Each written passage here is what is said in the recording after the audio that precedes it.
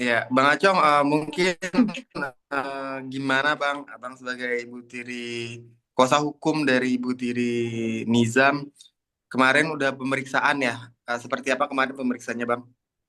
Ya, jadi kemarin TR selaku ibu tiri dari Nizam ini telah dilakukan pemeriksaan terkait laporan ibu kandungnya Nizam.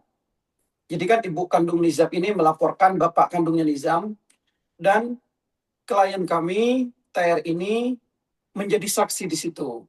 Artinya memberikan kesaksian terhadap laporan ibu kandungnya terhadap bapak kandungnya. Sorry, batuk. Oke. Ya, lalu seperti apa Bang ke apa Egi pemeriksaan lu udah kemarin? mulai Egi. Lalu seperti apa Bang kemarin pemeriksaannya berjalan mungkin berapa pertanyaan? Ya, jadi kemarin itu ada beberapa pertanyaan, saya lupa pasnya, tapi kan di pertanyaan itu salah satunya pertanyaan kan, apakah Anda sehat, apakah hari ini siap diperiksa, dan lain-lain, kan begitu. Namun intinya begini, di dalam pemeriksaannya TR kemarin, yang memberikan kesaksian terhadap laporan ibu kandungnya kepada bapak kandungnya, pertama, kami sampaikan bahwa TR telah memberikan kesaksian yang sebenar-benarnya, yang sejujur-jujurnya, apa yang dia lihat, apa yang dia alami, apa yang dia dengar. Selama Hmm. pernikahan TR ini dengan Anwar. Jadi selama pernikahan itu Mm-mm. dia memberikan kesaksian dan dia tahu saat itu aja. Mm-mm. Dan meskipun Anwar ini adalah suaminya sampai hari ini, suami dari TR, tapi TR tetap memberikan keterangan seterbuka mungkin, tidak ada yang ditutupi, artinya tidak membela Anwar di sini. Dia tetap memberikan yang sebenar-benarnya. Itu. Oke, lalu Abang mungkin gimana Bang tanggapan dari ayah Nizam yang akhirnya sekarang menunjuk pengacara FA ya Bang menjadi kuasa hukumnya Bang. Seperti apa tanggapannya Ya, Bang? ya jadi begini, saya lanjutin dulu yang barusan. Jadi kesaksian kemarin itu, apa yang disampaikan oleh TR terhadap ke penyidik atau kepada penyidik, kepada kepolisian kemarin, pertama, yang disampaikan oleh ibu tirinya ini ke penyidik, dia mengatakan bahwa bapaknya Nizam ini, Anwar, bapak kandungnya Nizam ini, membangun ke pikiran Nizam ini bahwa ibu kandungnya ini sudah meninggal. Dia berkali-kali dan sering mengatakan kalau ibu kandungnya ini sudah meninggal. Selalu bilang begitu terhadap Nizam gitu. Terus dan juga setiap Nizam pengen bertemu dengan ibu kandungnya atau setiap mempertanyakan ibu kandungnya, bapaknya ini selalu marah kepada Nizam, menghalangi. Artinya adanya apa namanya menghalangi untuk ketemu Nizam dengan ibu kandungnya ini, ya menurut keterangan klien kami benar adanya dan sudah disampaikan kemarin di pemeriksaan dia sebagai saksi. Karena dia juga tahu, melihat, mendengar, dan mengalami di saat itu gitu. Itu salah satu yang disampaikan oleh eh, ibu tirinya Nizam terkait laporan ibunya Nizam terhadap bapaknya. Itu jadi memang di, disampaikan dan bapaknya benar-benar menurut keterangan klien kami melakukan itu. Artinya di sini tidak ada yang ditutup-tutupi oleh klien kami, oleh ibu tirinya. Dia mengatakan yang sebenarnya. Mungkin Terus unsur apa ya, pidananya ada berarti di situ ya Bang ya karena dia menghalang-halangi Nizam untuk bertemu ibu kandungnya dan bahkan menganggap ibu kandungnya telah meninggal itu unsur pidananya di situ udah kuat banget ya Bang. Kalau kami berpendapat, melihat dari keterangan klien kami yang disampaikan, dan adanya laporan, kan ibu kandungnya melaporkan adanya penelantaran. Salah satunya mungkin menghalangi, terus adanya pembiaran terhadap secara fisikly terhadap Nizam. Dan mungkin beberapa bukti yang sudah dilampirkan menurut kami unsurnya sudah masuk. Apalagi ibu tirinya ini yang selama ini hidup bersama Nizam, yang merawat Nizam di sini menyampaikan itu adanya. Bahwa memang bapaknya ini membangun ke Nizam ini bahwa ibu kandungnya meninggal. Sedangkan ibu kandungnya masih ada. Masih panjang umur, alhamdulillah sampai hari ini gitu. Dan memang bapaknya ini menghalangi setiap mempertanyakan ibu kandungnya, marah yang dia jawab. Perlakuan kasar yang dia jawab. Itu.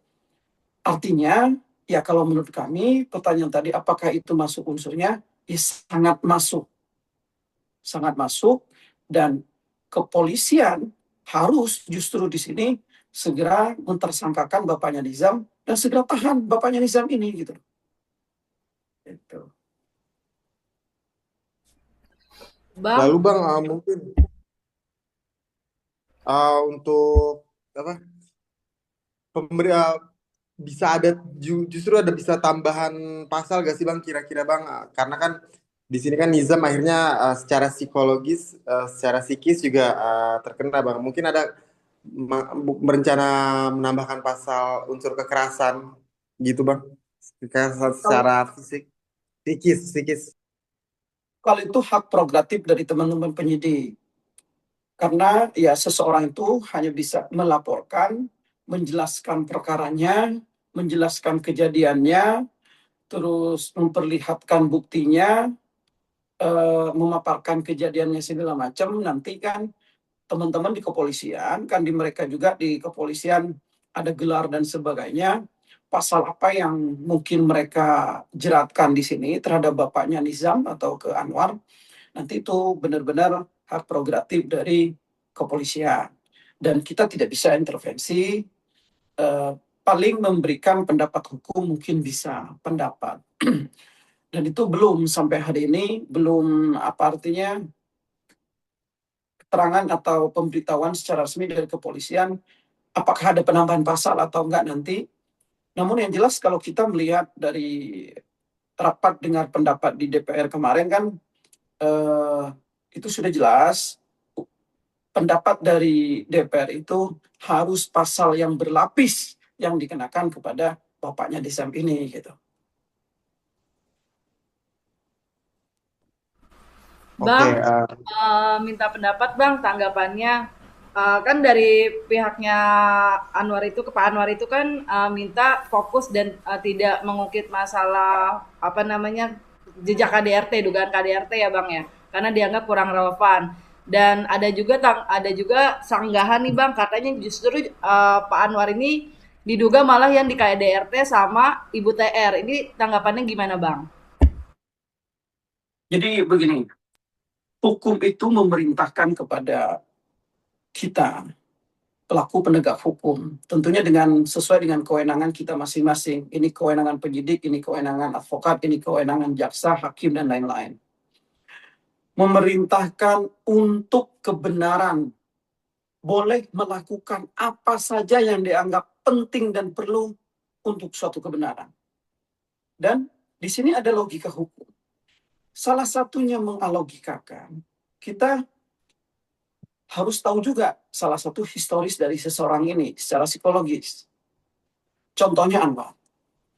Pertama, dari pernikahan, mungkin dia tidak nyaman akan diungkit. Dari pernikahan saja, dia sudah beberapa kali. Dan ada dugaan kuat, cerainya dari beberapa pernikahan, 5 lebih lah pernikahannya itu, ada dugaan kuat dengan seperti itu juga, dengan adanya kekerasan juga. Itu dugaan besar gitu loh. Karena dari 2 istrinya aja, pertama adalah mantan istrinya, yaitu ibunya Nizam, benar melakukan kekerasan kepada keluarganya. Kedua, terhadap istri yang sekarang ibu tirinya. mengatakan benar adanya kekerasan. Ini belum istri-istri yang lain yang ditanyakan gitu loh. Artinya apa di sini? Menggambarkan bahwa memang Anwar ini punya perilaku buruk di dalam berkeluarga yang cenderung melakukan kekerasan terhadap istri dan anak di sini. Nah, dari sini pun kita patut menduga, kan begitu. Belum bicara bukti lagi, belum bicara keterangan lagi, belum mendengar keterangan-keterangan saksi lagi, kan begitu. Dari historis ini aja, kita patut menduga itu gitu loh. Kan istrinya juga mantan istrinya ibu kandung Nizam juga di salah satu podcast channel dia kan mengatakan saya juga disiram dengan air panas dan saya ada bekasnya di belakang sini katanya. Berarti yang tukang siram di sini siapa? Karena tidak ada bukti satupun yang ditemukan kalau ibu tirinya menyiram Nizam dengan air panas. Kan begitu. Namun misalnya ternyata di Nizam ada luka yang diduga karena air panas. Ini misal, diduga air panas. Sedangkan ibu tirinya tidak melakukan. Tidak ada bukti yang mengatakan ibu tirinya melakukan. Kan dari sini kita bisa menyimpulkan dari histori kan. Oh, ibu kandungnya dulu pernah disiram oleh air panas oleh Anwar. Oh, berarti Anwar ini kan tukang nyiram air panas kan begitu kira-kira gitu. Artinya historis ini tidak bisa kita tutupi. Nyaman tidak nyaman, diakui atau tidak, fakta itu ada, histori itu ada. Kalau misalnya Anwar ini tidak nyaman, diungkit-ungkit masalah histori dia berkeluarga, atau kejadian-kejadian dulu dengan keluarganya yang dulu, dengan mantan istrinya yang lain. Pertanyaannya ada apa kok dia tidak mau diungkit-ungkit seperti itu? Berarti kan ada ketakutan besar di sini, di benak Anwar ini untuk dengan historinya dia, kan begitu kira-kira. Bang, tapi abang dari 11 mantan istri sirinya Pak Anwar ini mungkin udah ada komunikasi bang mungkin? Sudah membuka komunikasi dengan beberapa mantan istrinya. Dan kalau misalnya penahanan TR ini nanti sampai ke persidangan, kami pun ada strategi atau cara khusus menyampaikan, salah satunya mungkin nanti akan dimunculkan itu. Artinya Anwar keberatan, nyaman, tidak nyaman dengan kita munculkan histori dengan istri-istri sebelumnya, itu silahkan, tidak masalah. Tapi hukum memerintahkan kami melakukan apa saja yang dianggap perlu dan penting untuk mengungkap suatu kebenaran. Bang, Tapi maaf Bang. apakah dari pernyataan ke-11 istrinya tersebut dapat juga bang unsur KDRT itu bang? Gimana? Dari komunikasi abang dengan ke-11 istri itu atau beberapa istri itu ada yang mengalami KDRT juga semuanya atau seperti apa bang? Kami belum melakukan interview secara resmi kepada mereka, namun mulai membuka komunikasi, tapi kan catatan mantan istri minimal kan sudah ada, seperti yang disampaikan oleh mantan istrinya yang ibu kandungnya Nizam di salah satu podcast channel gitu.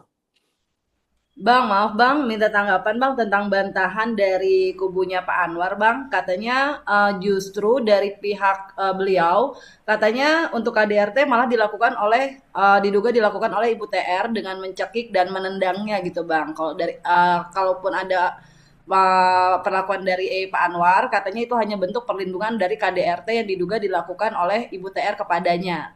Tanggapannya gimana nih Bang? Itu dia yang dimaksud saya di sini, ada logika hukum. Kita mencoba menganalogikan suatu kejadian yang kita nanti sambungkan dengan suatu peraturan perundang-undangan. Salah satunya kan seperti yang saya sampaikan tadi. Kira-kira kita secara logika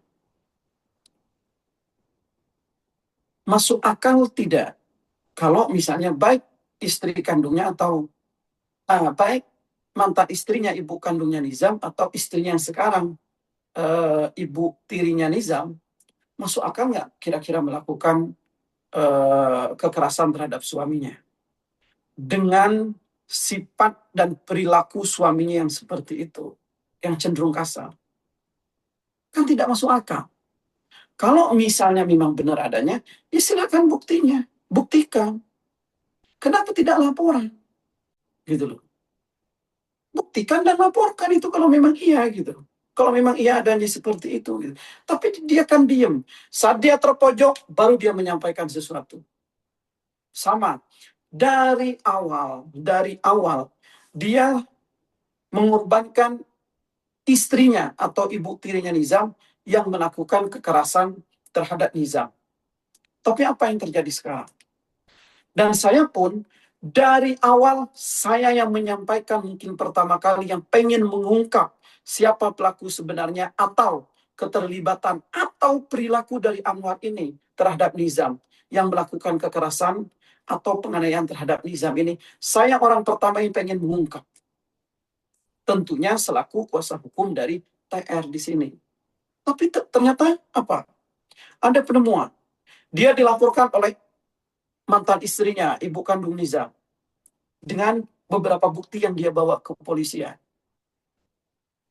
Kalau kita mendengar atau melihat dengar pendapat rapat di DPR RI, Komisi Perlindungan Anak dan lain-lain, itu kan menyampaikan di situ diduga kuat ada kekerasan. Artinya mulai terungkap.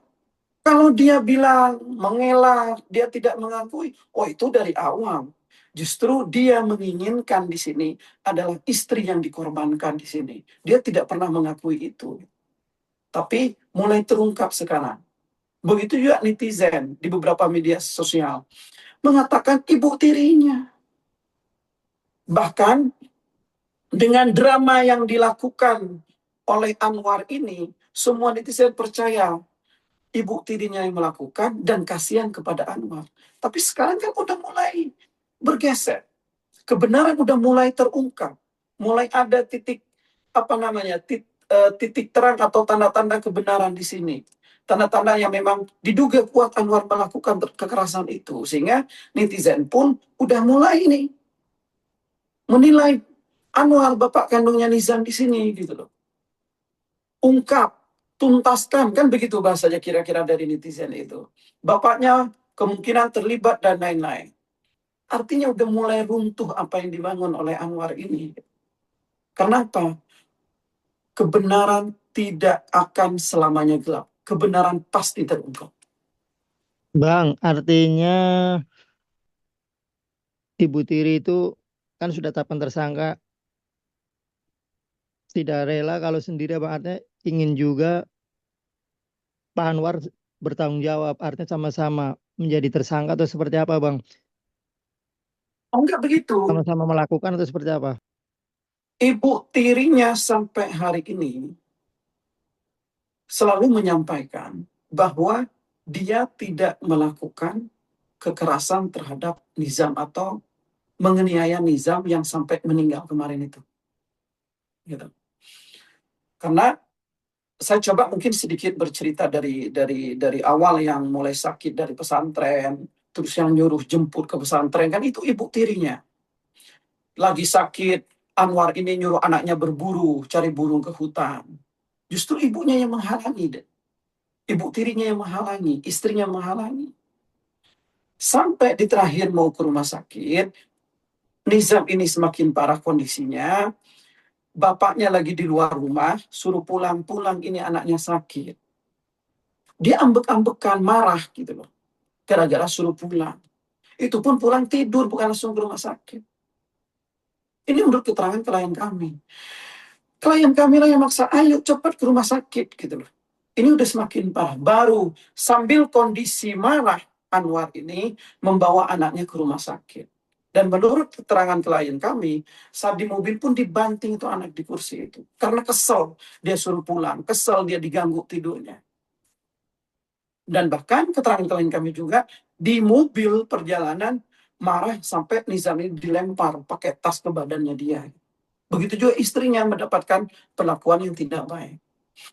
Kalau memang di sini kan pertanyaan nih, sebelum berangkat ke rumah sakit, Kalau memang dari beberapa hari itu istrinya melakukan kekerasan atau penganiayaan terhadap Nizam ini, kenapa bapaknya tidak ada tindakan apapun saat itu? Entah marah kek, melaporkan kek, ngundang siapa untuk nasihatin istrinya kek. Ini kan benar-benar tidak ada tindakan apapun di sini. Sampailah ke rumah sakit, tiba-tiba di rumah sakit ini muncul gitu. Tiba-tiba saat di rumah sakit kan turun dari mobil, istrinya itu kan langsung ke administrasi, disuruh ngurus dan lain-lain. Dan itu sekitar keterangan klien kami itu sekitar 40 menitan ya untuk ngurus itu. Tapi kan dari parkiran ke mobil, atau mungkin ada waktu antara Nizam dengan bapaknya di parkiran, itu kan kita tidak tahu. Bapaknya bilang apa ke Nizam, karena ibunya nggak ada di situ, ibunya di administrasi. Apa yang dilakukan bapaknya kepada Nizam, ibunya kan tidak tahu.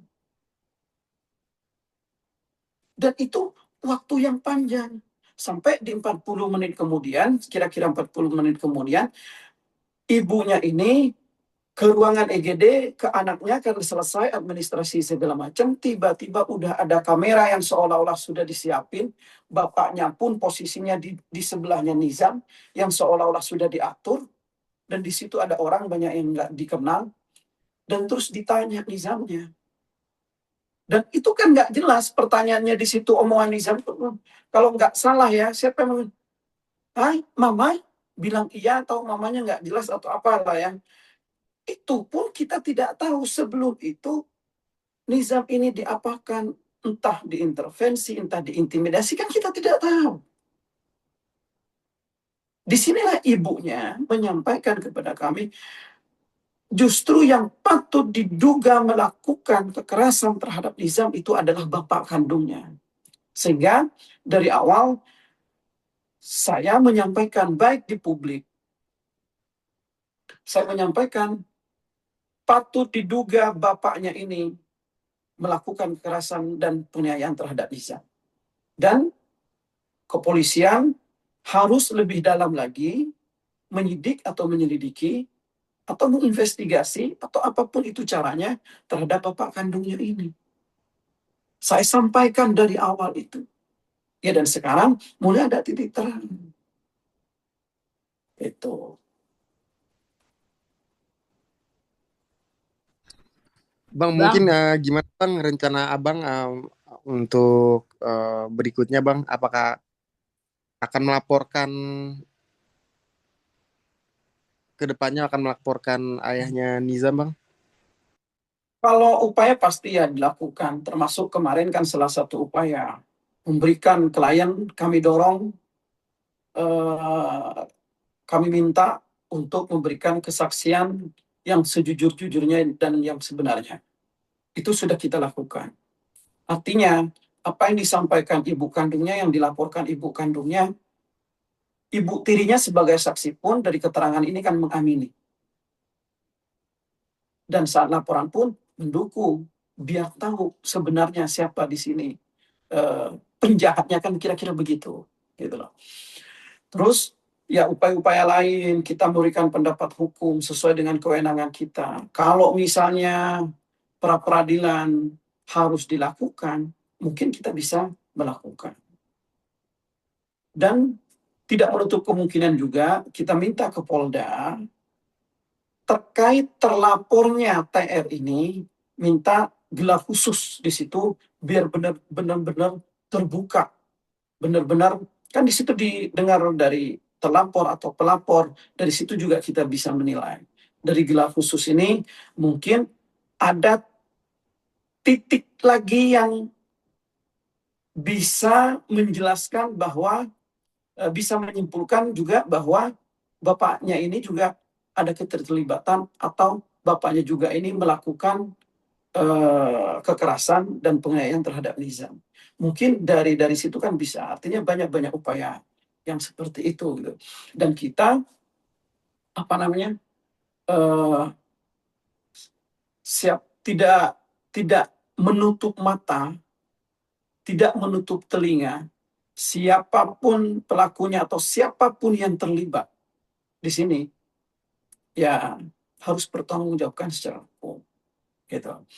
Kalau misalnya bapaknya kan berkoar bahkan ada video yang menurut saya itu adalah bentuk intimidasi ya kepada orang yang melihat video itu.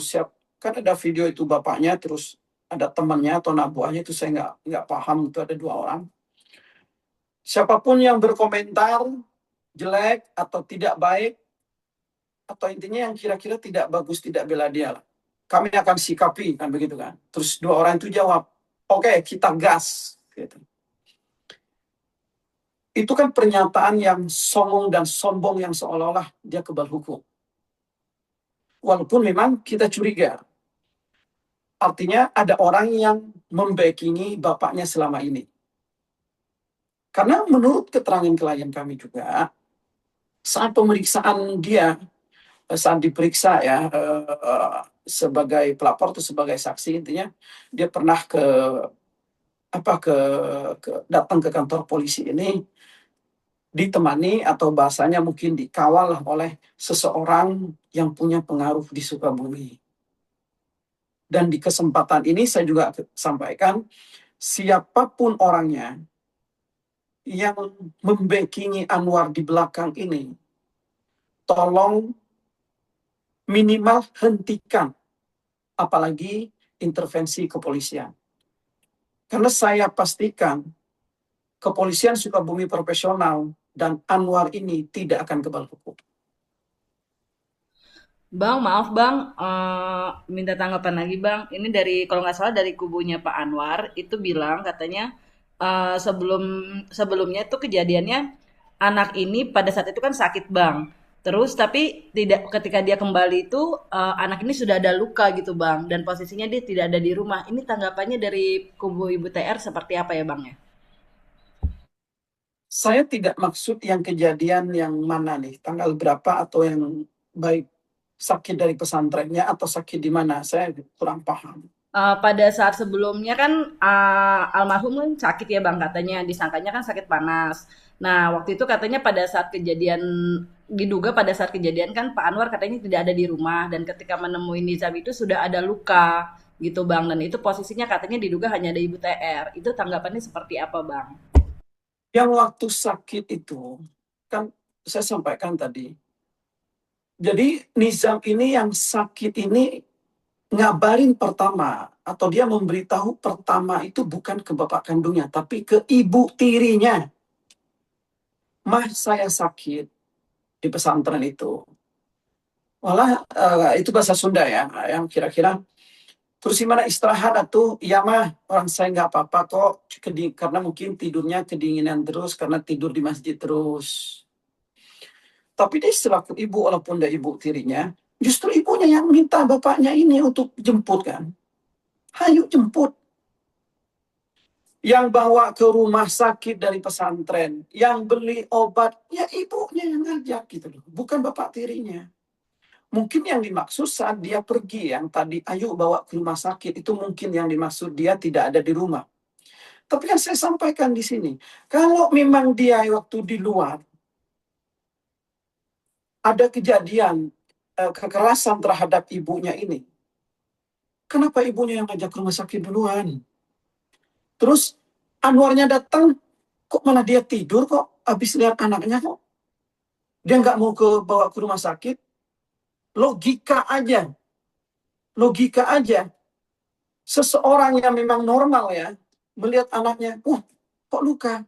Ayo ke rumah sakit, ini kenapa? Ini apa? Itu yang maksud saya, minimal ada tindakan di situ gitu, si Anwar ini gitu. Tapi dia kan setelah lihat kan tidur. Ke rumah sakit berangkat juga, itu karena dipaksa sama ibu tirinya. Hayu, Anwar makin lemas, ke rumah sakit kok malah tidur gitu. Makanya disitulah Anwar ini mau ke rumah sakit, tapi dengan emosi marah karena merasa terganggu di situ gitu.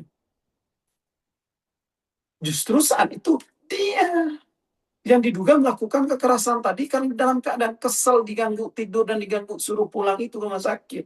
Kalau memang ada di situ tindakannya dia. Gitu loh.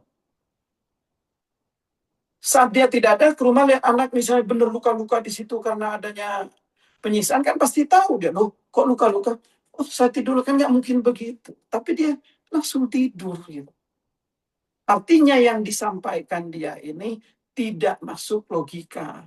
Itu hanya pembelaan dia yang masuk ke drama dia yang mau mengorbankan ibu tirinya di situ. Sedangkan keterangan ibu tirinya benar adanya kekerasan dan penganiayaan terhadap Nisa. Ibu kandungnya pun juga menerangkan itu. Artinya di sini kita bisa menyimpulkan Anwar patut diduga. Dugaan kuat yang melakukan di sini justru Anwar, bapak kandungnya.